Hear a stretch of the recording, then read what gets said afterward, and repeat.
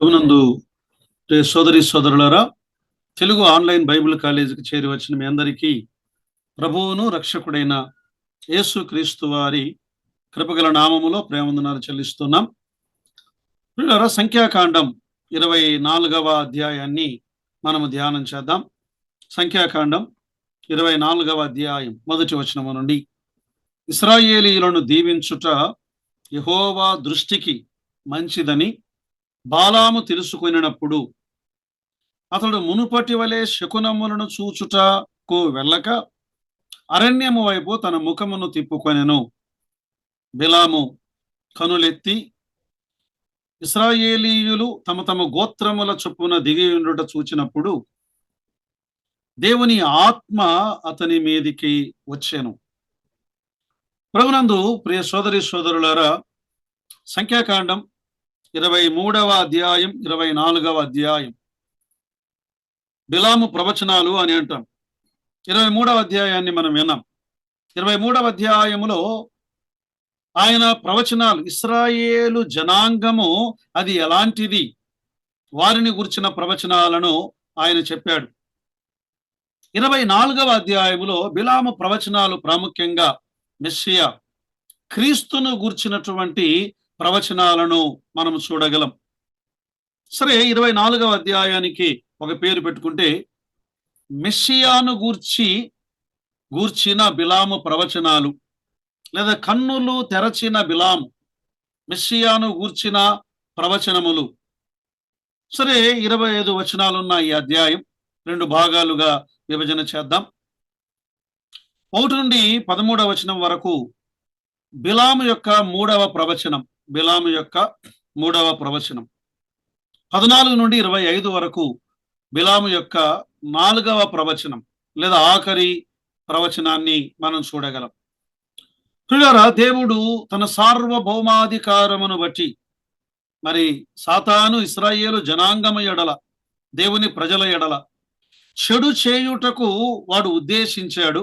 కానీ దానిని మంచిగానే తన ప్రణాళికలో మలిచినటువంటి దేవుడు. రోమాపత్రిక 8:28 ప్రకారం దేవుని ప్రేమించు వారికి అనగా ఆయన సంకల్పము చొప్పున పిలువబడిన వారికి సమస్తము మేలు కలుగుటకై సమస్తమును సమకూడి జరుగుచున్నవని మనం ఎరుగుదుం. నిజమే, అపవాది ప్రభు అయిన యేసు క్రీస్తును నమ్మిన నీకు నాకు చెడు చేయాలని వాడు ప్రయత్నం చేస్తూ ఉండగా దేవుడు దానిని మంచిగా మలిచేవాడు. వాస్తవానికి బిలాము యెహోవా ప్రవక్త కాదు, ఒక దుష్టుడైన మాంత్రికుడు లేదా శకునములను చూచేవాడు.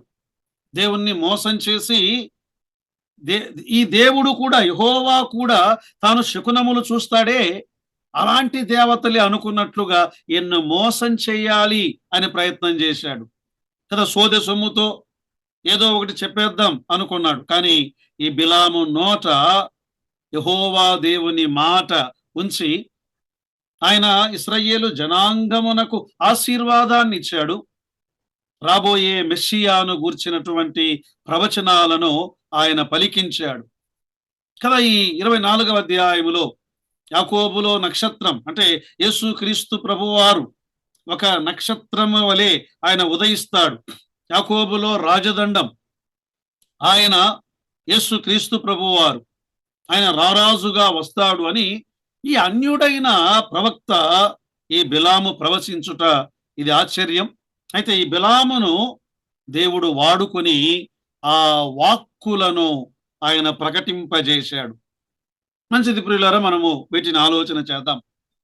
మొదటి 13 వచనాలు 3వ ప్రవచనము అని విన్నాం. బిలాము ద్వారా దేవుడు పలికించినటువంటి 3వ ప్రవచనం. వాస్తవానికి ఈ 3వ ప్రవచనానికి ప్రవచించటానికి ముందుగా ఈ బాలాకు రాజు మరొక ప్రదేశానికి బిలామును తీసుకుని వెళ్ళడం, ఆ కొండ మీద నుండి ఇదిగో ఇశ్రాయేలు జనాంగాన్ని చూడు, నలుదిక్కుల నుండి వారిని చూపిస్తున్నాడు, ఇదిగో వారి గుడారాలు చూడు, ఆ ప్రజల యొక్క నివాసాలు చూడు, నువ్వేం భయపడవద్దు, వారిని శపించు అన్నట్లుగా 23వ అధ్యాయం 27 నుండి ఆఖరి వచనం వరకు ఆ ఏర్పాట్లను గూర్చి రాయబడి ఉంది. అయితే 24వ అధ్యాయం మొదటి వచనములో బిలాముకు ఒకటి అర్థమైంది. ఇశ్రాయేలీయులను దీవించుట యెహోవా దృష్టికి మంచిదని తెలుసుకొనినప్పుడు అర్థమైపోయింది. దేవుడు ఇశ్రాయేలీయుల పక్షమున ఉన్నాడు. దేవుడు ఆ ప్రజలకు వ్యతిరేకంగా లేడు అని బాలాకు రాజు ఇంకా నేర్చుకోలేకపోయినా బిలాము ప్రవక్తకు ఈ సత్యము అర్థమైనట్లుగా మనము చూడగలం. దేవుడు తన ప్రజల పక్షమున ఆయన ఉన్నాడు అని తెలుసుకున్నాడు. కొన్ని మనము గ్రహించాలి. దావీదు ఇశ్రాయేలీయులకు రాజవుతాడు అని యోనాతాను ముందుగానే గ్రహించినవాడు. మనము కొన్ని తెలుసుకొనవలెను కదా. ప్రభు ఆయన తెలియజేసేవాడు. ఇప్పుడు బిలాము ఒక పని చేస్తున్నాడు. ఏం చేస్తున్నాడు? 2వ వచనంలో బిలాము కన్నులెత్తి ఇశ్రాయేలీయులు తమ గోత్రముల చొప్పున దిగి ఉండుట చూచినప్పుడు కదా, ఆ గుడారాలు వాటి క్రమం తూర్పున, పడమర దిక్కున, ఉత్తర దక్షిణ దిక్కుల వారి గుడారాల అమరిక, వారి మధ్య ఉన్న ప్రత్యక్షపు గుడారం చూచినప్పుడు దేవుని ఆత్మ ఈ అన్యుడైన ప్రవక్త మీదికి రావడం ఇది ఆశ్చర్యం. అతనికి అర్థమైపోయింది, ఇక శకునములు చూడకూడదు. నేను ఈ శకునములు చూచుట ద్వారా నేనేమీ చేయలేను అని దేవుని మీద అతడు ఆధారపడుట. అంటే దేవుణ్ణి కొద్దిగా గ్రహించగలిగాడు. వారి గుడారములను ఆయన చూశాడు. అవి రమ్యమైన గుడారములు. దేవుని ఆత్మ అతని మీదికి వచ్చెను. ఒక అన్యుడైన వ్యక్తి మీదికి దేవుని ఆత్మ వచ్చుట ఇది నిజమేనా? దేవుని ఆత్మ చూడండి, సమూయేలు మొదటి గ్రంథం 19వ అధ్యాయం 20వ వచనములో ఇలా రాయబడి ఉన్నది. దావీదును పట్టుకొనుటకై సౌలు దూతలను పంపెను. దేవుని ఆత్మ సౌలు పంపిన దూతల మీదికి వచ్చెను గనుక వారును ప్రకటింప నారంభించిరి కదా. దేవుని ఆత్మ వారి మీది అంటే వీరు దేవుని ప్రజలని కాదు. దేవుడు తన కార్యమును జరిగించటానికి కొన్నిసార్లు తన ఆత్మను వారి మీదికి ఆయన పంపుతాడు. మన మత్తయి సువార్త 7వ అధ్యాయంలో కూడా గమనిస్తాం. ఆ దినమందు ఒక దినమున్నది, ఆయన తీర్పు తీర్చే దినమది. ఆ దినమందు అనేకులు ఆయన దగ్గరకు వచ్చి, ప్రభువా మేము నీ నామమున ప్రవచింపలేదా? నీ నామమున దయ్యములను వెళ్ళగొట్టలేదా? నీ నామమున అనేకమైన అద్భుతములు చేయలేదా? నిజమే, కానీ వారు దేవుని ప్రజల కాదు. దేవుడు తన చిత్తమును ఆయన జరిగించటానికి ఆయన వారిని వాడుకొన్నాడు. కయప, ప్రధాన యాజకుడుగా ఉన్న కయప దేవుని ప్రవక్తన కాదే. యేసు ప్రభు మరణమును గూర్చి ఒక ప్రవచనాన్ని ప్రవచించాడు. యోహాను సువార్త 11వ అధ్యాయం 49 నుండి 51వ వచనం వరకు.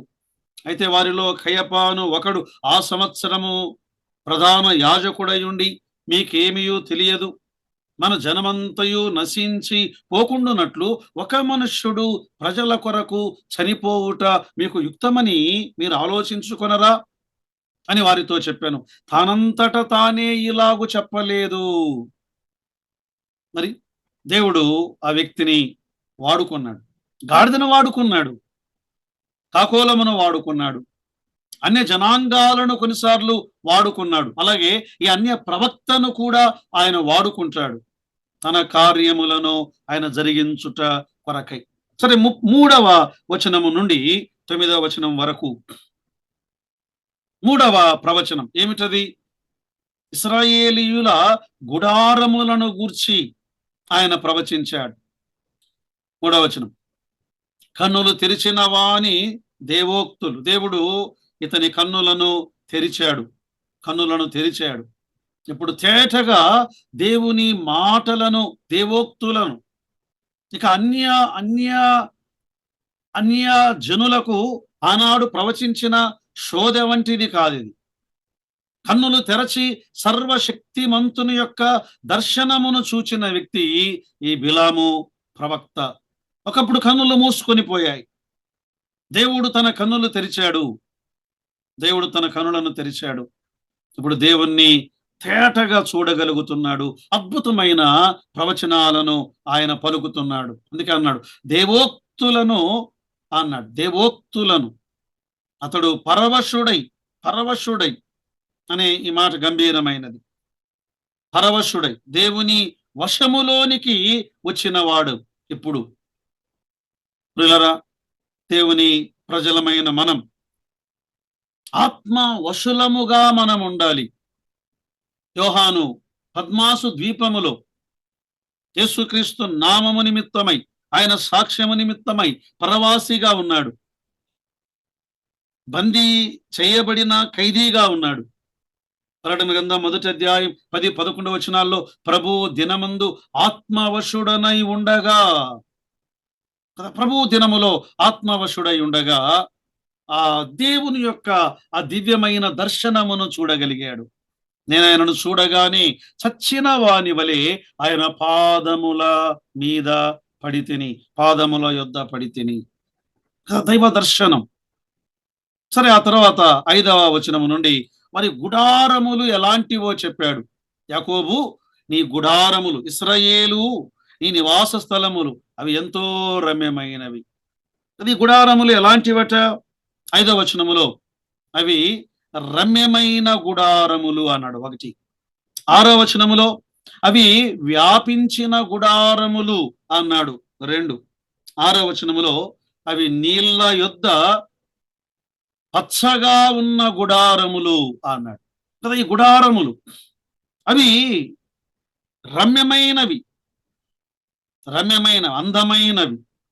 అంటే దేవుడు పరలోకము నుండి చూడగా ఆ గుడారములు, వారి నివాసములు, వారి క్రమం దేవునికి ఆనందాన్ని కలిగించింది. మాత్రమే కాదు, అవి ఎలాంటివి అంటే అవి వాగుల వలె వ్యాపించి ఉన్నవి. అంటే దేవుడు వారిని ఎలా విస్తరింప చేస్తాడో ఈ వచనాల్లో వ్రాయబడి ఉన్నది కదా. ఆ ప్రజలు, వారికి ఇవ్వబడే ఆశీర్వాదం, వారికి ఇవ్వబడే సమృద్ధి, వారికి అనుగ్రహించబడే బలం, అన్య జనాంగం మీద వారు పొందేటువంటి విజయం, ఇశ్రాయేలీయులు సమృద్ధిగా నీరు ఉండే ప్రాంతములో భూమి అంతటా వారు వ్యాపిస్తారు, వారు ఫలిస్తారు అని అర్థం. వారు ఫలిస్తారు కదా. సొగసైనటువంటి వారి గుడారము. నాడు సంఘమును గూర్చి ఈ మాటలు మనం గమనించగలం. సంఘం దేవునికి ఆనందాన్ని కలిగించేదిగా ఉండాలి. 1 సంఘం అది అంతకంతకు యెరూషలేం, యూదయ, సమరయ, భూ దిగంతముల వరకు అది వ్యాపించేదిగా ఉండాలి. సంఘం అది జీవము కలిగినదిగా, నీళ్ల యొద్ద నాటబడిన ఒక చెట్టు వలె పచ్చగా అది ఉండేదిగా ఉండాలి అని దేవుడు సంఘమును ఆయన కోరుకుంటున్నాడు. 1వ కీర్తన మనం ఎరుగుదాం. అతడు నీటి కాలువల యోరను నాటబడినదై ఆకు వాడక తన కాలముందు ఫలమిచ్చు చెట్టు వలె నుండును అన్నాడు. దేవుని ప్రజలు వారు ఎలా ఉంటారు అంటే వారు చిగుర్చేవారు, వారు జీవము గలవారు. 7వ వచనములో మరొక మాట చెప్పాడు, వారి గుడారములు అన్నాడు. 7వ వచనములో వారి రాజును గురించి చెప్పాడు. నీళ్లు అతని బొక్కెనల నుండి కారును, అతని సంతతి బహు జలముల యొద్ద నివసించును, అతని రాజు అగగు కంటే గొప్పవాడగును, అతని రాజ్యము అధికమైనదగును అన్నాడు. అగగు అంటే అమాలేకు రాజు. ఆ రాజు అన్నాడు చాలా గొప్పవాడు. అగగు రాజు కదా, సౌలు ద్వారా ఓడించబడినవాడు. సమూయేలు 1వ గ్రంథం 15వ అధ్యాయములో సౌలు ఈ అగగు రాజును ఓడించాడు. 15వ అధ్యాయం 32-33 వచనాల్లో కదా. ఎవరి అగగు? అమాలేకు, ఏశావు యొక్క మనుమడు. ఆదికాండం 36వ అధ్యాయములో చూడగలం. ఈ అగగు ఏశావు యొక్క వారసుడు, దేవుని ఆశీర్వాదమును అసహ్యించుకొన్నవాడు. అయితే ఈ రాజు అగగు కంటే గొప్పవాడగును. ఎవరా రాజు? ఆయనే మెస్సియా, ప్రభు అయిన యేసు క్రీస్తు వారు. 2వ కీర్తన 6వ వచనములో, నేను పరిశుద్ధ పర్వతమైన సియోను మీద నా రాజును ఆసీనునిగా చేసి తిని. కథ అతని యొక్క ఇనుప దండం, అతని పరిపాలన, రాజులందరూ అతనికి లోబడుటను గురించి వ్రాయబడి ఉన్నది. ఇజ్రాయేలు రాజు, ఇజ్రాయేలు రాజు. యోహాను సువార్త 1వ అధ్యాయములో నతనీయేలు అన్నాడు, బోధకుడా, నీవు దేవుని కుమారుడవు, ఇశ్రాయేలు రాజువు. నిజమే కదా, రాజుల రాజు, ప్రభువుల ప్రభు అను నామము ఆయన వస్త్రము మీదను ఆయన తొడ మీదను వ్రాయబడి ఉన్నది. యేసుక్రీస్తు ప్రభువు వారు, ఆయన పరిపాలన భూమి మీద అపవాదిని ఓడించి బంధించి, ప్రకటన గ్రంథం 20వ అధ్యాయం 6వ వచనం ప్రకారం 1000 ఏండ్లు ఆయన పరిపాలించేటువంటి ఒక శాశ్వతమైన రాజ్యమును గూర్చి ఈ ప్రవక్త ప్రవచిస్తూ ఉన్నాడు. మాత్రమే కాదు, 8వ వచనములో చూడండి, 7వ వచనములో రాజు యొక్క గొప్పతనం చెప్పాడు. గొప్పవాడు, గొప్పవాడు, యేసుక్రీస్తు గొప్పవాడు. ఎవరికంటే? యాకోబు కంటే, అబ్రహాము కంటే, సొలొమోను కంటే గొప్పవాడు, అగగు కంటే గొప్పవాడు. అతని రాజ్యము అది అన్ని రాజ్యముల కంటే అది గొప్ప రాజ్యముగా ఉంటుంది అన్నాడు. సొలొమోను బ్రతికిన దినములలో సొలొమోను రాజ్యం ఎలా విస్తరించిందో దానికి మించి యేసుక్రీస్తు ప్రభువు రాజ్యము ఉండబోతున్నది. దానియేలు గ్రంథం 2వ అధ్యాయములో ప్రవచించబడినది. యెషయా గ్రంథం 9వ అధ్యాయములో ప్రవచించబడినది కదా. ఆయన దావీదు సింహాసనం మీద ఆయన కూర్చుంటాడు. నీతి వలన, న్యాయము వలన ఆయన రాజ్యమును చేస్తాడు.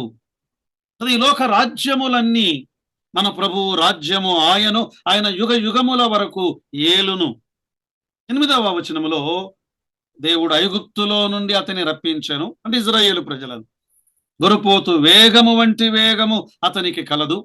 అతడు తన శత్రువులైన జనులను భక్షించును, వారి ఎముకలను విరుచును, తన బాణములతో వారిని గురుచును. అతడు ఒకటి ఇశ్రాయేలు ప్రజలను గూర్చి అనే ఒక భావం ఉన్నది.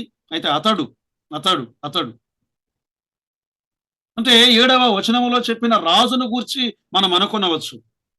ఈ రాజు యొక్క యుద్ధము, ఈ రాజు యొక్క రణం కదా. 2వ కీర్తన 9వ వచనములో ఇనుప దండముతో ఆయన యుద్ధము చేయును, ఆయన యుద్ధము చేయువాడు, రాజ్యములను ఆయన జయించువాడు. 9వ వచనములో మరొక మాట చూడండి, సింహము వలేను, ఆడు సింహము వలేను, అతడు కృంగి పండుకొనును, అతని లేపువాడెవడు?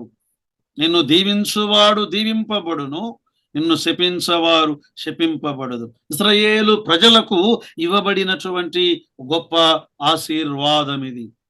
ఆదికాండం 12వ అధ్యాయం 3వ వచనం, అబ్రహాముకు దేవుడిచ్చినటువంటి ఈ యొక్క ఆజ్ఞ, దేవుని యొక్క ఆశీర్వాదం.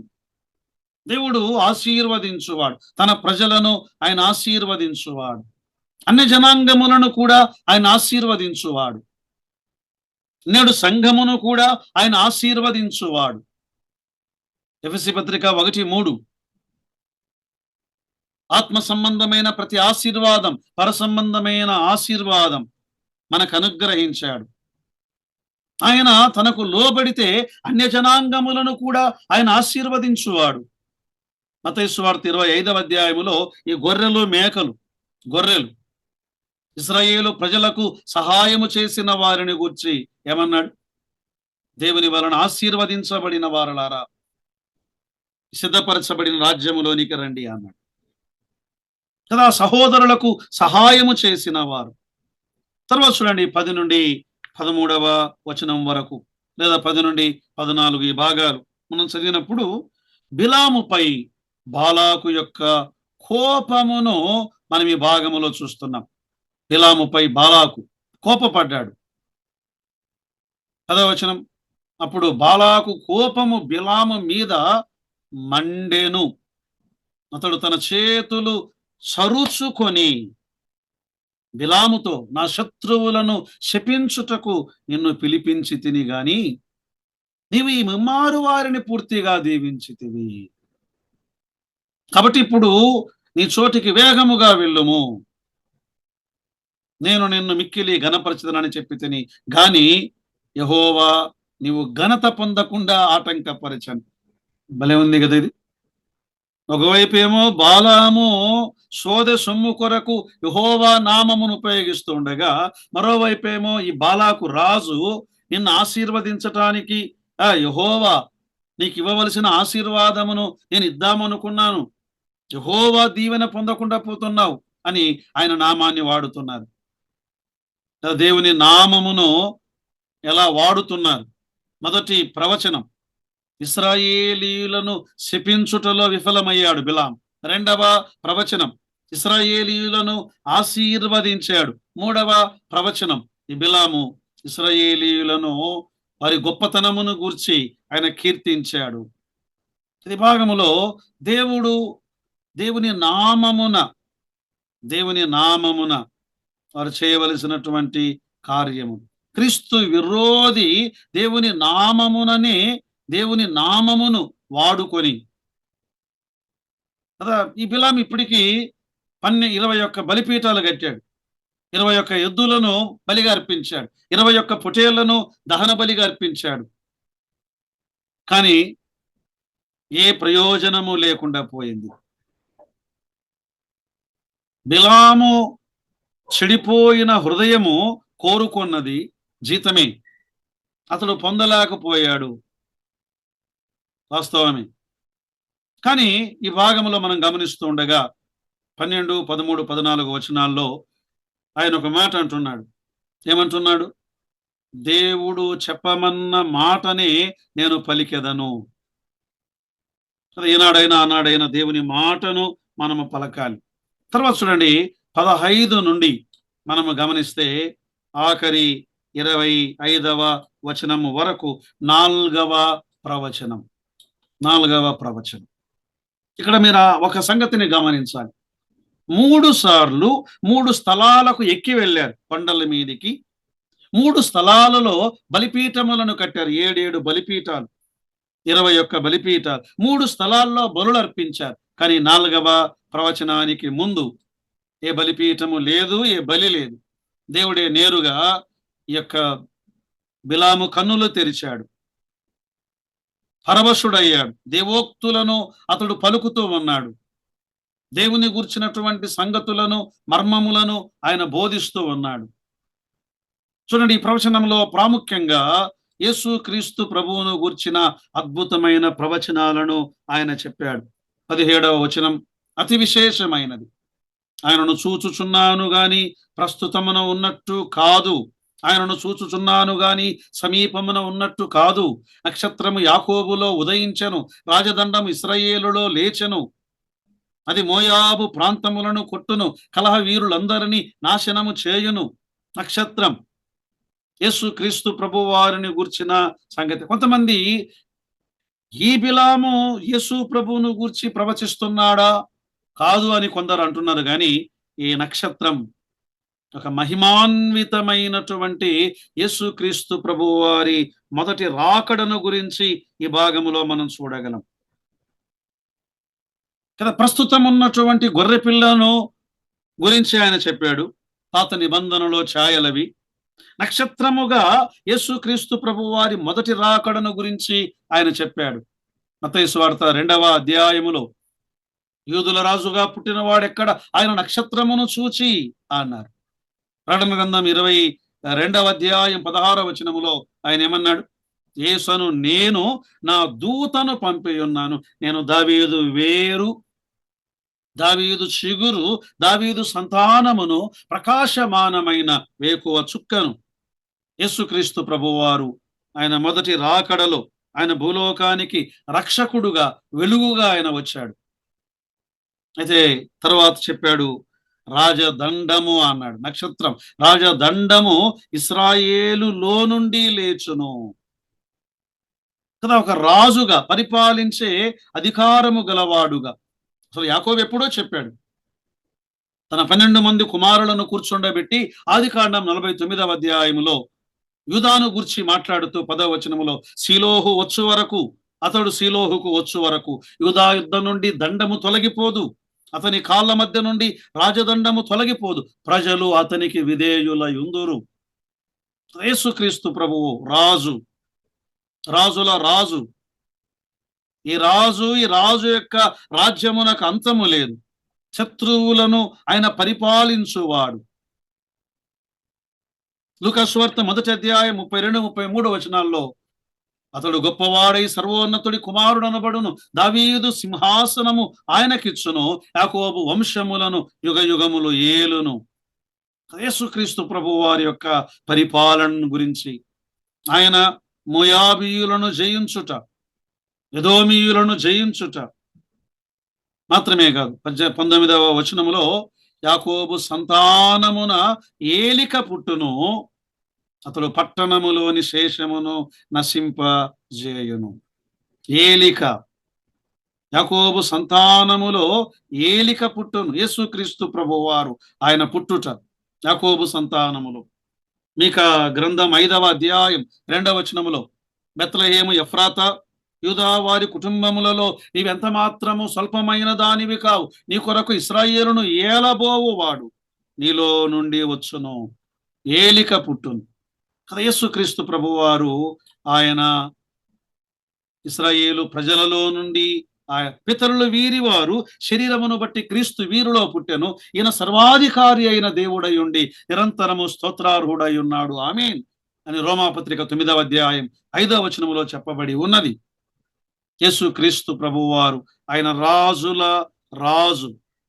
బెత్లెహేములో నక్షత్రం, యెరూషలేములో ఒకే రాజుగా రాజదండం, ఆయన పరిపాలన.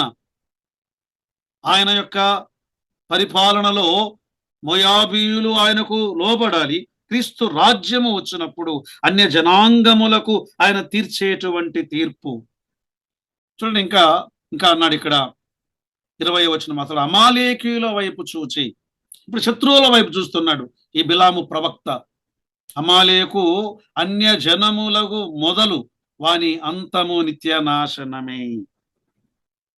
యేసుక్రీస్తు ప్రభు వారు వచ్చినప్పుడు ఆయన అన్య జనాంగములకు ఆయన తీర్చబోయేటువంటి తీర్పు నిత్య నాశనమే అన్నాడు కదా. వారు నిత్య నాశనమును నొందుదురు అన్నాడు. వారు తీర్పుకు గురి అవుతారు. దేవుడు వారిని తీర్పు తీర్చేవాడు.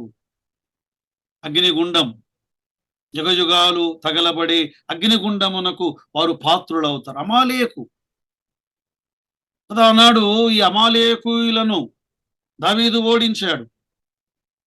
సమూయేలు 1వ గ్రంథం 30లో అమాలేకీయులను ఎస్తేరు గ్రంథములో మొర్దెకై ఓడించాడు.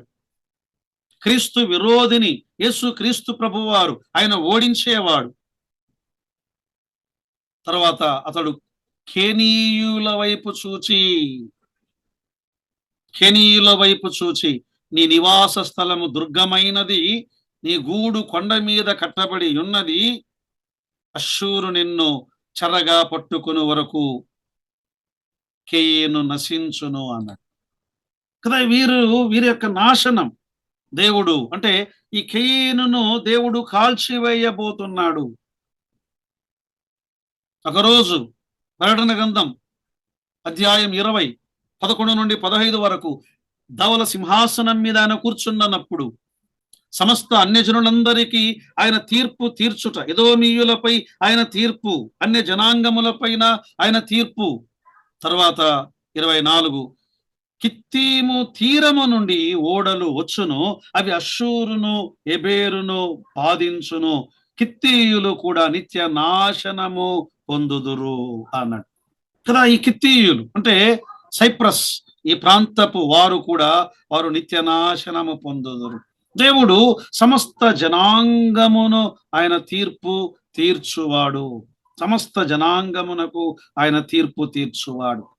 అంటే ఆ ప్రభు అన్య జనాంగములందరినీ ఆయన తీర్పు తీర్చేవాడు. దానియేలు గ్రంథం 2వ అధ్యాయం 35వ వచనములో, ఇనుము, మట్టి, ఇత్తడి, వెండి, బంగారము ఏకముగా దంచబడి కళ్ళెములోని చెత్తవలే కాగా వాటి స్థలము ఎచ్చటను దొరకకుండా గాలి వాటిని కొట్టుకుని పోయెను. ప్రతిమను విరగగొట్టిన రాయి సర్వభూతలమంతా రాయి అగును. కదా ప్రభువు సమస్త జనాంగమును పరిపాలించే రాజుగా ఆయన అవుతున్నాడు. అంతటా బిలాము లేచి తన చోటికి తిరిగి వెళ్ళెను. ప్రియులారా, బిలాము వెళ్ళిపోయాడు. బిలాము బాలాకు ఇష్టము లేదు. ఏది బాలాకు రాజు కోరుకున్నాడో అది జరగలేదు. బిలాము ఏ జీతాన్ని కోరుకున్నాడో అది జరగలేదు. ఆఖరికి ఏ మరణాన్ని కోరుకున్నాడో ఆ మరణం పొందలేదు. కానీ దేవుడు తన చిత్తమును ఆయన జరిగించాడు. ప్రియులారా, అంతిమ విజయం దేవునిదే. అంతిమ విజయం దేవుని ప్రజలదే. కనుక దేవుని మీద ఆనుకొని తన ప్రజలకు శాపమును కూడా ఆయన ఆశీర్వాదముగా మార్చగలవాడని నమ్మి విశ్వాసముతో సాగి వెళ్ళుటకు పరిశుద్ధాత్మ దేవుడు మనకు కృపను సహాయమును దయచేయును గాక. ఆమేన్.